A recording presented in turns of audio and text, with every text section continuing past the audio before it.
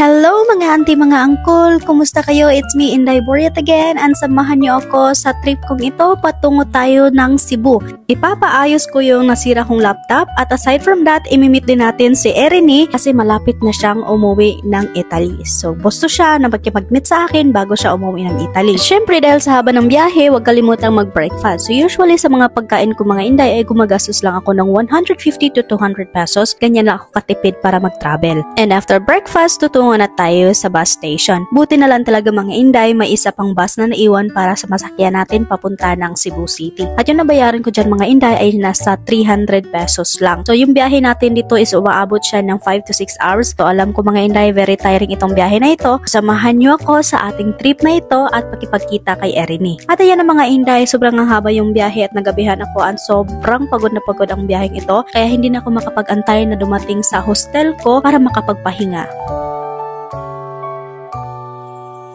At finally, after 6 hours sa bus mga Inday, nakarating na rin ako sa South Bus Station and patungo na ako dyan sa hostel ko. Kaya nag-book na rin ako ng Maxim para makatipid talaga tayo mga Inday. So from South Bus Station going to my hostel is nasa 40 pesos lang po yung binayaran ko. So ito po yung hostel dito sa Cebu, Mandawi mga Inday. Hostel 7 po yung napili ko at very timing kasi ako lang yung nag-iisa sa loob ng kwarto. Itong hostel na tinutulugan ko ngayon ay nagkakahalaga lang po siya ng 330 per night. So ayan, pagod na pagod ang Inday Boryat nyo, kaya pahinga na tayo and para makapag-recharge. And in the morning, nagre-ready na maaga tayo nagising mga Inday kasi mag-walking tayo. At before tayo lalabas ng hostel, since hindi tayo makaligo ngayon kasi napakalamig ng tubig, maghihilamos lang muna tayo mga Inday. Morning routine na talaga ko yan kahit nasa bahay ako. Pag every morning, nangingilamos, nagtutoothbrush, tapos so go tayo sa 7-Eleven mga Inday kasi 7-Eleven lang yung malapit dito sa hostel ko. So breakfast at saka coffee tayo. Tumungo na rin ako sa Ayala Mall para ipayos ang ating laptop. Sobrang aga ko mga Inday at hindi ako makapasok kaya nagantay lang muna ako. I wish and hope na maayos pa tong laptop ko mga Inday kasi luma na kasi itong laptop ko. So yung binuksan nila yung laptop ko, ayan na-surprise ako mga Inday kasi napakadumi sa loob. Ayan o tingnan nyo. 2013 pa kasi itong laptop na model na ito mga Inday at hindi ko pa siya nalinisan at nabuksan kaya ayun, sobrang dumi. At dahil hindi nila kayang ayusin ng isang araw kaya iniwan ko na lang yung laptop ko sa Ayala Mall at naghantay na rin ako ng Maxim. Yung Maxim pala mga Inday is malaking tulong sa akin kasi before pumupunta ako dito sa Cebu is napakalaki na mababayaran ko sa transportation ko kasi nga kumukuha ko ng taxi. Pero itong Maxim, hindi po to sponsored mga Inday pero gusto ko lang i-share sa inyo kapag pumupunta po kayo ng syudad, makakatipid po kayo, mag-download lang po kayo ng Maxim. And after that, nagkita na po kami ni Erenie mga Inday at we spend our last time together. So, pumunta kami ng SM Seaside at nag-skating kami and spend time together. At si Erenie lang talaga yung friend na na-meet ko mga Inday na before siya umuwi ng Italy, gusto siya makipag-meet sa akin. Pagkatapos naming mag-skating, ay tumungo kami sa bowling. So, nag-bowling din kami mga Inday. Whole day lang talaga kami dalawa magkasama. At kinagabihan ay hinatid ko na siya sa airport at panahon na magpaalam kaming dalawa.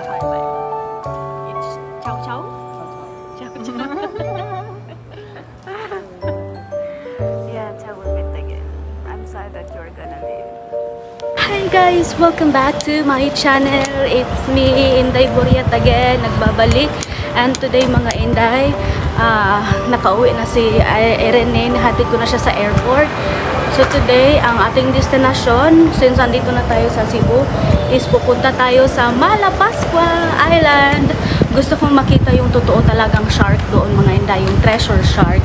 So gusto kong makita siya for real sa aking mga mata, once in a lifetime. So pupunta ako sa North Bus Station mga Inday, at para makatipid tayo, kuha tayo ng Maxim.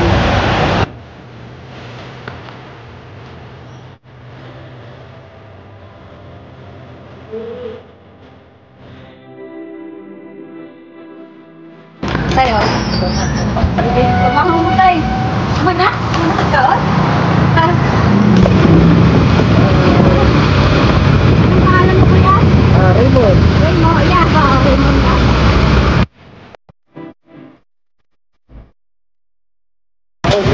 Sir. Ay, sir. Ay, pala. Oh, medyo na kumalang tayo. Nasa North Bus Terminal na tayo mga Inday. Magbibihar na lang ako mga Inday. Sabi ni Kuya kasi straight. Straight yung Madali lang yung man. May nakaupo na dito? Ayan. Mayamor. Thank you.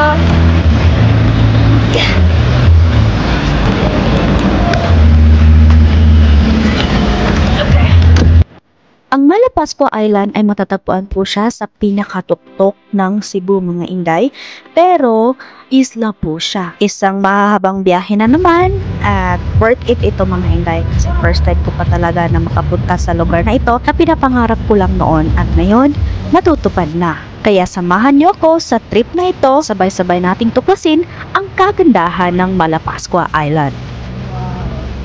Bago ako makasakay ng barko ay kailangan ko munang tumungo dito at mag-register at magbayad ng entrance.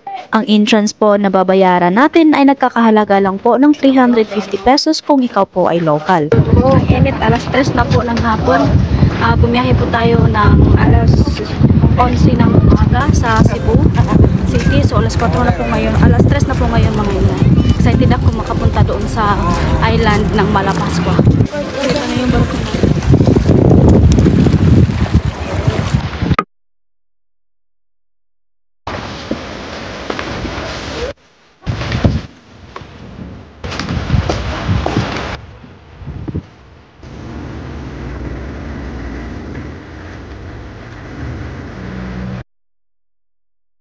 Sa banggang ito ay babiyahe tayo ng 2 oras bago tayo nakaabot sa Malapascua Island.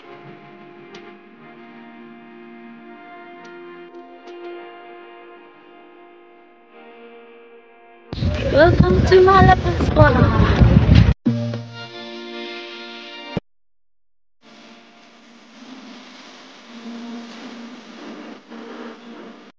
Ang Malapascua Island ay isang isla na sikat sa mga gustong mag-dive at makakita ng mga treasure shark at tiger shark. Pero kahit na hindi ka magda-dive at pupunta ka dito sa Malapascua Island, ay siguradong ma-enjoy ka dahil sa white sand ang iyong makikita. Ang Malapascua Island is isa lang po siyang maliit na isla na mayroong 6,257 lamang ang kanilang population.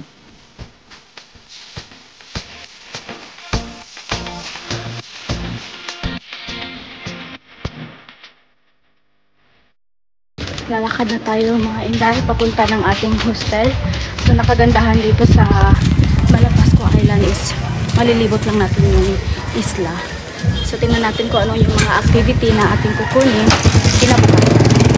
Pagdating ko sa aking hostel ay hindi ako nasiyahan kasi napakasikip mga Inday at napakainit kasi fan room lang yung binook ko at parang hindi ako makakatulog dito mga Inday dahil sa sobrang init. Pero ito yung nabook ko dahil 300 pesos lang ito per night. At sa haba ng biyahe, panahon na para kumain tayo ng adobong manok. At nagpalipas na rin ako ng sunset dito sa kanilang port. So port lang ito nila mga Inday ha, pero napakaganda na.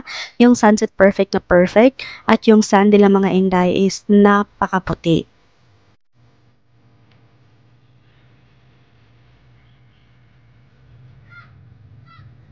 Hi mga Inday. So dito tayo sa beach ng Malapascua. Nagpa-sunset ako dito mga Inday. At wala pa talaga akong tulog kagabi kasi hinatid ko si Irene sa airport. Tapos alas 3 na ako nakauwi sa hostel ko doon sa Cebu mga Inday.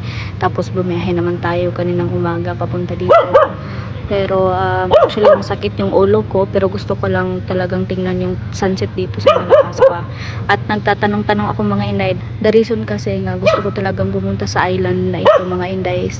Gusto ko talagang lumangoy kasama ang shark at gusto ko makita yung shark. Pero may pero kasi yung open water license ko kasi mga Inday, mga 1 year na akong hindi nakapag-dive. At dahil nga 1 year na akong hindi nakapag-dive mga Inday, hindi ako pwedeng mag-dive kasama yung shark, yung treasure shark. Kasi back to refresher daw ako. Kasi within 6 months lang daw yung mga pwedeng mag-dive dito sa Malapascua kasama yung mga sharks. Simula yung nagda-dive ka. So matagal na ako mga Inday hindi nakapag-dive. Ito lang talaga yung pinunta ko dito mga Inday sa Malapascua para talaga makita in my own eyes yung yung iho ba, iho mo na sa Bisaya sa amo. Nagsa-sunset watching na lang ako mag-isa. So habang nagsistay ako dito mga Inday, ang init, wala talagang hangin dito. At gabi na, so babalik na lang siguro ako sa hostel para maaga ako makapagpahinga. Tapos may nakikita na ako dito mga mga foreigner, pero hindi sila masyadong friendly mga Inday.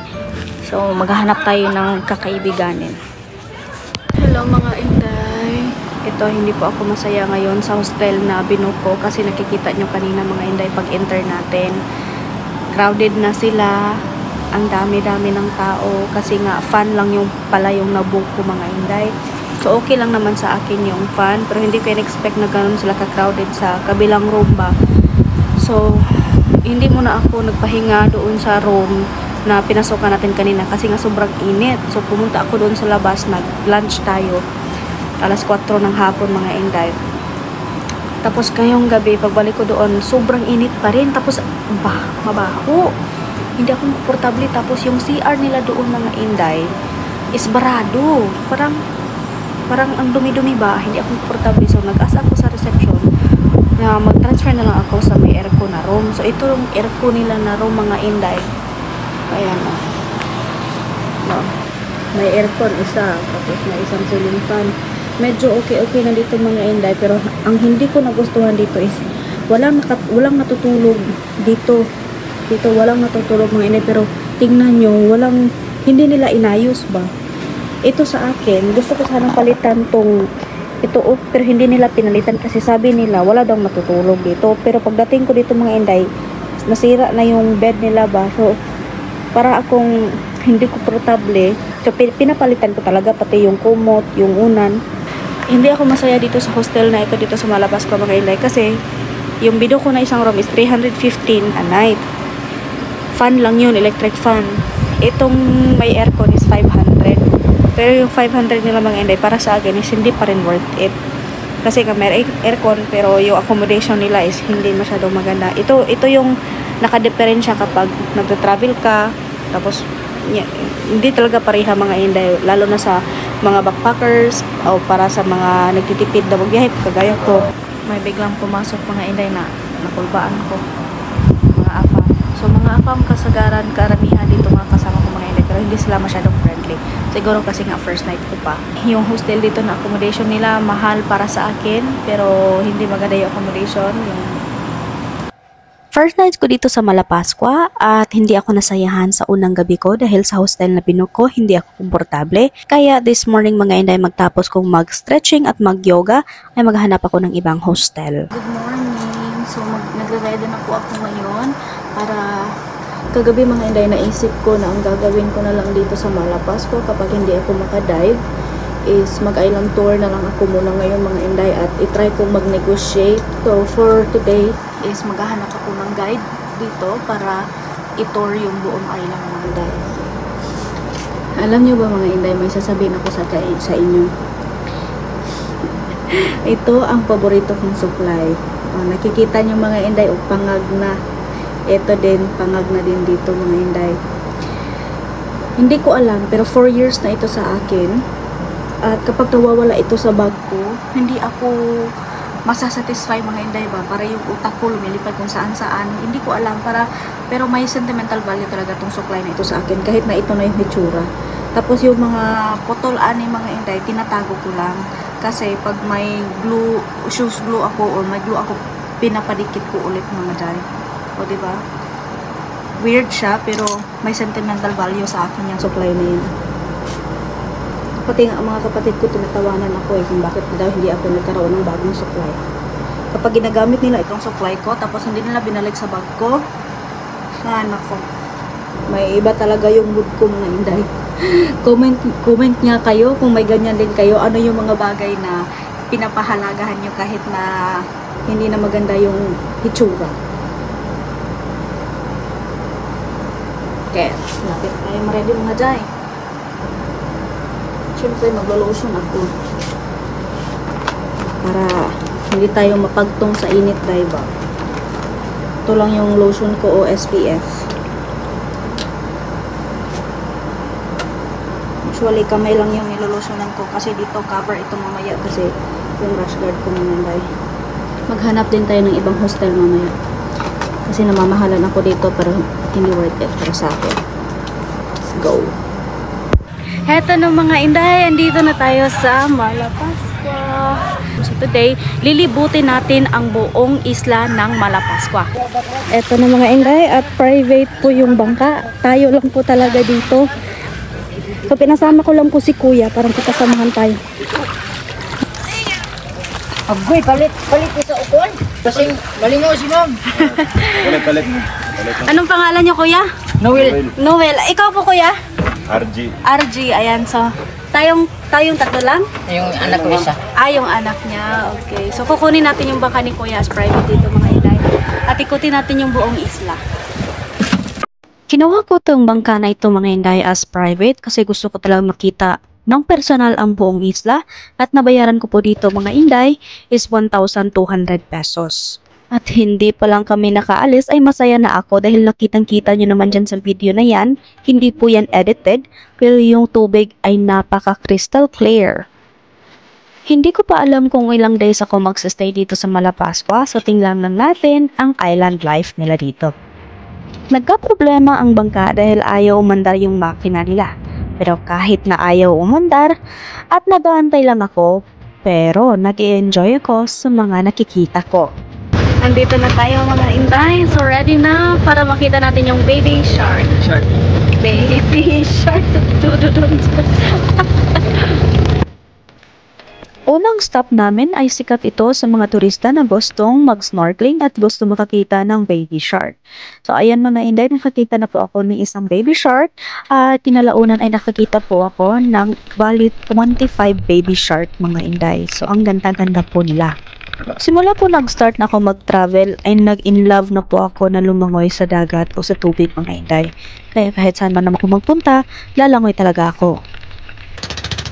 At sa susunod naming destinasyon ay pupunta kami sa Coral Garden.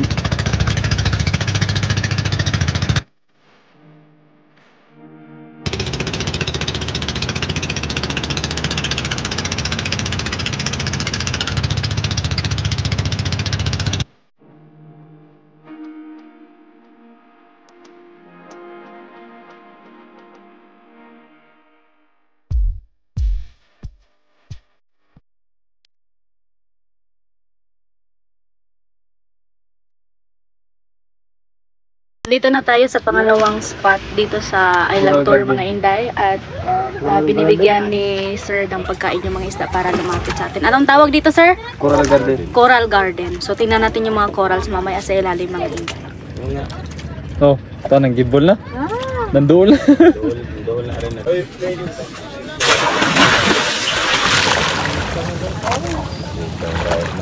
No, taas rin utong lagi. Snorkeling ba? Ang linaw ng tubig. Tingnan nyo, walang ibang katao. Walang ibang katao-tao. Ganda.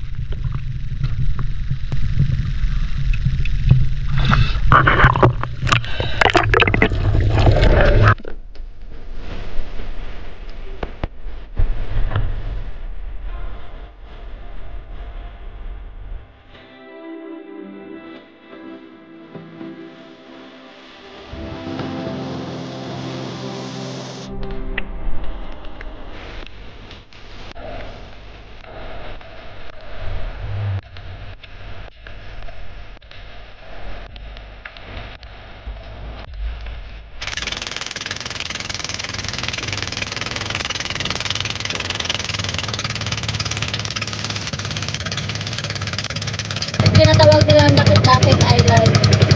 Isang maliit na isla. Maraming mga ibon, no?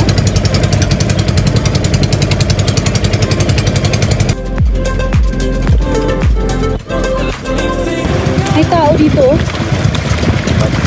Hello. How are you? Good, how are you? I saw 4-meter tiger shark Tiger shark. Yeah? in the middle of the two islands. I'm scared to go back. Oh, really? It's like more than half of their boat. Where is your boat? I came swimming. Wow, you're so brave. You two together? Wow. When you're finished, can we have a ride? Really? Langoy na drip dong bo. How long you been swimming?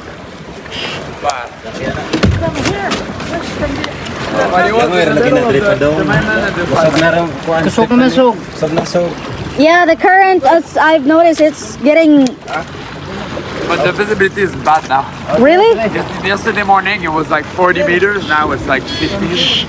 Oh, wow. But Wow. it's still beautiful here. Yeah? Yeah, I'm going down. Sige,